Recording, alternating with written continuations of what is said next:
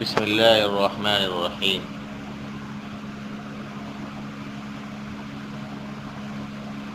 سورج گرہن کے تعلق سے جو معاشرے کے اندر بہت ساری غلط فہمیاں ہیں اور غلط باتیں مشہور ہیں جن کا شریعت میں کوئی ثبوت نہیں ہے، ان سے ایک ایمان والے کو بچنا چاہیے۔ سوال یہ ہے کہ اس بات کی تحقیق کیسے ہو کہ سورج گرہن کے موقع پہ انسان کو، ایک ایمان والے کو کیا کرنا چاہیے، کیا نہیں، کیا اعتقاد رکھنا چاہیے۔ یہ بات ہمیں آپ علیہ الصلوۃ والسلام کی تعلیمات سے ہی معلوم ہو سکتی ہیں۔ چنانچہ عبداللہ ابن عباس رضی اللہ عنہما سے ایک روایت ہے، قال ان خسفت الشمس على عهد رسول الله صلی اللہ علیہ وسلم فصلى رسول اللہ صلی اللہ علیہ وسلم والناس معه۔ آپ علیہ الصلوۃ والسلام کے زمانے میں سورج گرہن ہوا تو آپ علیہ الصلوۃ والسلام نے اور لوگوں نے آپ کے ساتھ نماز پڑھی۔ چنانچہ آپ علیہ الصلوۃ والسلام نے قیام اتنا لمبا کیا جس کی مقدار اتنی تھی کہ جس میں سورہ بقرہ پڑھی جا سکے، اور اس کے بعد طویل رکوع کیا، اور دوسری رکعت بھی آپ علیہ الصلوۃ والسلام نے لمبی کی، لیکن وہ پہلی رکعت کے مقابلے میں چھوٹی تھی۔ چنانچہ آپ علیہ الصلوۃ والسلام جب نماز سے فارغ ہوئے، ثم انصرف وقد انجلت الشمس فقال ان الشمس والقمر آیتان من آیات اللہ لا یخسفان لموت احد ولا لحیاته۔ نماز سے آپ فارغ ہوئے تو سورج روشن ہو چکا تھا۔ چنانچہ آپ علیہ الصلوۃ والسلام نے فرمایا، سورج اور چاند اللہ کی نشانیوں میں سے دو نشانی ہیں، یہ دونوں گرہن نہیں ہوتے کسی کے مرنے کی وجہ سے یا کسی کے زندہ ہونے کی وجہ سے۔ فَإِذَا رَأَيْتُمْ ذَلِكَ فَاذْكُرُوا اللَّهَ، جب تم دیکھو ایسے حالات دیکھو، یعنی سورج گرہن یا چاند گرہن کو دیکھو تو اللہ کا ذکر کرو۔ صحابہ نے کہا رسول اللہ، ہم نے دیکھا آپ کو، رَأَيْنَاكَ تَنَاوَلْتَ شَيْئًا فِي مَقَامِكَ هَذَا ثُمَّ رَأَيْنَاكَ تَكَعْكَعْتَ فقال إني رأيت الجنة فتناولت منها عنقودا ولو أخذته لأكلت منه ما بقيت الدنيا۔ چنانچہ صحابہ کہتے ہیں، ہم نے آپ کو دیکھا کہ آپ نے اپنی اس جگہ سے کسی چیز کو لینا چاہا، پھر ہم نے آپ صلی اللہ علیہ وسلم کو دیکھا، آپ پیچھے ہٹ گئے تو آپ صلی اللہ علیہ وسلم نے ارشاد فرمایا، میں نے جنت دیکھی اور اس سے ایک انگور کا گچھا لینے کا ارادہ کیا، اگر میں اس انگور کے گچھے کو لے لیتا تو بلا شبہ تم اسے رہتی دنیا تک کھاتے۔ اور میں نے جہنم کو دیکھا، یعنی جب تم نے مجھ کو پیچھے ہٹتے ہوئے دیکھا، میں نے کبھی بھی کوئی منظر نہیں دیکھا جو کہ آج کے دن کی طرح خوفناک ہو۔ ان حدیث میں یہ بات بتائی اللہ کے رسول نے کہ نماز کے بعد آپ علیہ الصلوۃ والسلام نے کوئی چیز لینی چاہی، نہیں لی تو آپ کو اس وقت جنت دکھائی گئی۔ آپ انگور کا گچھا لینا چاہتے تھے لیکن نہیں لیا، اور آپ نے فرمایا کہ اگر میں لے لیتا تو چونکہ جنت کے پھل کی خاصیت ہے کہ جب اس کے درخت سے پھل توڑا جائے تو دوسرا لگ جاتا ہے، تو آپ نے فرمایا کہ کھاتے رہتے اور رہتی دنیا تک وہ پھل ختم نہ ہو۔ دوسری بات آپ نے فرمائی کہ میں نے جہنم کو دیکھا۔ خیر یہ حدیث بخاری اور مسلم کی ہے۔ اس حدیث سے ایک تو یہ بات معلوم ہوئی کہ آپ علیہ الصلوۃ والسلام سورج گرہن لگنے کے وقت کیا کرتے تھے۔ تو آپ علیہ الصلوۃ والسلام جب ایسی حالت پیش آتی تو لمبی نماز پڑھتے، 2 رکعت۔ احادیث میں اور کتب فقہ کے حوالے سے یہ بات ہے کہ آپ علیہ الصلوۃ والسلام نماز پڑھتے تو لہذا امت کو بھی بڑی جامع مسجد میں یا عیدگاہ میں، ہر مسجد میں ہی پڑھی جا سکتی، امام وقت، قاضی وقت، لوگوں کو اکٹھا کر کے بغیر کسی اذان کے اور تکبیر کے 2 رکعت نماز پڑھائے اور نماز میں لمبی قرات کرے اور قرات آہستہ کرنی ہے، دن کی نمازیں چونکہ سری ہوتی ہیں، اور لمبا قیام ہو اس میں، اور اس کے بعد طویل دعا ہو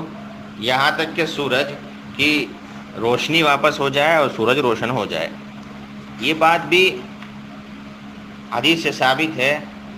متفق علیہ روایت ہے کہ آپ صلی اللہ علیہ وسلم کے زمانے میں سورج گرہن لگا تو آپ نے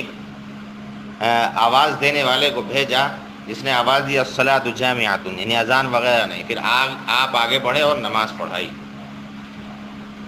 وہ پہلی حدیث جو میں نے پڑھی تھی اس میں ایک بات یہ بھی معلوم ہوئی، آپ صلی اللہ علیہ وسلم نے فرمایا کہ سورج کا گرہن ہونا یہ اللہ کی نشانیوں میں سے ایک نشانی ہے۔ اللہ تعالیٰ اپنی طاقت کا مظاہرہ فرماتے ہیں اور یہ بتاتے ہیں کہ یہ سب نظام خود سے نہیں چل رہا بلکہ ہمارے حکم کے تابع ہے، ہم چاہیں تو سورج کو ایسے بھی کر سکتے ہیں۔ چنانچہ ایک اور حدیث ہے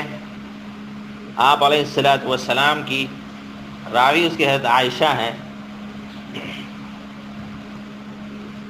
آپ علیہ الصلاۃ والسلام کھڑے ہوئے اور فرمایا ان الشمس والقمر آیتان من آیات اللہ، کہ سورج کا گرہن لگنا اور چاند کا اللہ کی نشانیوں میں سے نشانیاں ہیں، کہ کسی کے مرنے کی وجہ سے، زندہ ہونے کی وجہ سے گرہن نہیں لگتے۔ جب تم ایسی حالت دیکھو تو اللہ کا ذکر کرو، اللہ کو پکارو اور نماز پڑھو، صدقہ بھی دو۔ آپ علیہ آج کل ہم لوگ تو جب سورج گرہن لگتا ہے تو اس کا سیلفی لیتے ہیں، لیکن روایت سے معلوم ہوتا ہے، ایک روایت ہے ابو موسیٰ اشعری سے، فرماتے ہیں وہ خسفت الشمس، سورج گرہن لگا ایک مرتبہ آپ صلی اللہ علیہ وسلم کے زمانے میں، فقام النبی صلی اللہ علیہ وسلم فزعا یخشى ان تكون الساعة فاتى المسجد فصلى بأطول قيام وركوع وسجود ما رأيته قط يفعله، وقال هذه الآيات التي يرسل الله لا تكون لموت أحد ولا لحياته ولكن يخوف الله بها عباده، فإذا رأيتم شيئا من ذلك فافزعوا إلى ذكره ودعائه واستغفاره۔ حضرت ابو موسیٰ اشعری سے روایت فرماتے ہیں ایک دفعہ سورج کو گرہن لگ گیا، بس آپ صلی اللہ علیہ وسلم پریشانی کی حالت میں کھڑے ہوئے اور آپ صلی اللہ علیہ وسلم اس طرح خوف میں مبتلا تھے جیسا کہ قیامت قائم ہو گئی، یعنی جیسے آپ علیہ الصلوۃ والسلام کا مزاج تھا، معمول تھا کہ جب آندھی چلتی تھی تو آپ مسجد کا رخ کرتے تھے۔ بس آپ صلی اللہ علیہ وسلم مسجد میں آئے تو طویل قیام اور رکوع اور سجدے کے ساتھ نماز پڑھی، اور میں نے ایسا کرتے ہوئے کبھی بھی آپ کو نہیں دیکھا، نہیں پہلی مرتبہ ایسا دیکھا، یعنی اتنا لمبا رکوع اور سجدہ اس سے پہلے آپ نے کبھی نہیں کیا۔ اس سے معلوم یہ ہوا کہ یہ نماز طویل ہونی ہے۔ پھر آپ علیہ الصلوۃ والسلام نے فرمایا یہ نشانیاں ہیں جن کو اللہ تعالیٰ بھیجتا ہے، یہ نہ کسی کی زندگی یعنی پیدائش کی وجہ سے ہوتی ہیں اور نہ ہی فوت ہونے کی وجہ سے ہوتی ہیں، لیکن اللہ تعالیٰ اس کے ذریعے اپنے بندوں کو ڈراتا ہے۔ بس جب تم ان میں سے کوئی نشانی دیکھو تو اللہ سے ڈرتے رہو، جلدی اس کے ذکر اور اس سے دعا مانگنے اور استغفار کرنے میں مشغول ہو جاؤ۔ یہ بخاری اور مسلم کی حدیث ہے۔ چنانچہ آپ علیہ الصلوۃ والسلام کے زمانے میں جس دن سورج گرہن لگا تو ان کے یہاں صلی اللہ علیہ وسلم کے جو صاحبزادے ہیں حضرت ابراہیم جو ماریہ قبطیہ کے وطن سے تھے، ان کا انتقال ہو گیا، تو لوگوں کے ذہن میں آئے اس وجہ سے ہوا، تو آپ نے اس کی نفی فرمائی کہ کسی کے مرنے اور زندہ ہونے کی وجہ سے سورج گرہن نہیں لگتا ہے۔ چنانچہ یہ اللہ کی نشانیوں میں سے ایک نشانی ہے، ہمیشہ ذہن میں رکھنا چاہیے، یہ کسی کے مرنے اور زندہ ہونے کی وجہ سے نہیں ہوتا۔ ایک اور حدیث ہے جس میں راوی ہے جس کی ہے اسماء بنت ابی بکر، قالت لقد امر النبی صلی اللہ علیہ وسلم بالعتاقۃ فی کسوف الشمس، یہ بخاری کی روایت ہے۔ اسماء بنت ابی بکر رضی اللہ عنہا فرماتی ہیں کہ رسول صلی اللہ علیہ وسلم نے کسوف الشمس کے وقت غلام آزاد کرنے کا حکم دیا۔ آپ علیہ الصلوۃ والسلام کسوف شمس کے موقع پر آپ علیہ الصلوۃ والسلام نے سورج گرہن کے موقع پر غلام آزاد کرنے کا حکم اس لیے دیا کہ یہ بھی ایک مصیبت، حادثہ اور آزمائش ہے، اور ایسے موقع پر غلام آزاد کرنا اور صدقہ خیرات کرنا، آج کل غلام نہیں میسر تو صدقہ خیرات کرنا مصیبتوں کو دور کرتا ہے. دوسری وجہ یہ ہے کہ سورج گرہن وغیرہ اللہ تعالیٰ کے غضب کی علامت ہے اور اللہ رب العزت کے غصے کو صدقہ ٹھنڈا کرتا ہے. الصدقۃ ترد البلاء. اب ان سب باتوں سے معلوم ہوا کہ ہماری شریعت میں سورج گرہن کے بارے میں بتایا کہ یہ اللہ کی نشانیوں میں سے ایک نشانی ہے اور یہ اللہ کے غضب کا اظہار ہے. اللہ اپنی طاقت کا مظاہرہ فرماتے ہیں. تو آدمی کو ڈرنا چاہیے کہیں ایسی ہی حالت برقرار نہ رہ جائے. جیسے طوفان چلتا ہے تو آدمی ڈرتا ہے, اللہ کی طرف رجوع کرتا ہے, ایسے یہ بھی ہے. اور آج کل جو معاشرے میں مشہور ہے کہ جو عورت حاملہ ہو, امید سے ہو, وہ چاقو نہ اٹھائے, اس کو پریشانی ہوگی اور کاٹنا نہیں چاہیے, یہ سب میں نے آپ حضرات کے سامنے جو احادیث پڑھی ہیں ان احادیث میں ان چیزوں کا ذکر نہیں ہے کہ چاقو اٹھانا ہے یا نہیں اٹھانا ہے, کاٹنا ہے نہیں کاٹنا. صرف اتنا ہے کہ نماز پڑھنی ہے طویل جماعت کے ساتھ سورج گرہن لگنے کے موقع پر, لمبی دعا مانگنی ہے, صدقہ کرنا ہے اور توبہ استغفار کرنا ہے. اس کے علاوہ جتنی باتیں سنی جاتی ہیں وہ سب خلاف اصل ہیں, نہ ان کا قرآن میں کوئی وجود ہے نہ احادیث میں کوئی وجود ہے. اللہ تعالیٰ ان باتوں پر عمل کی توفیق عطا فرمائے.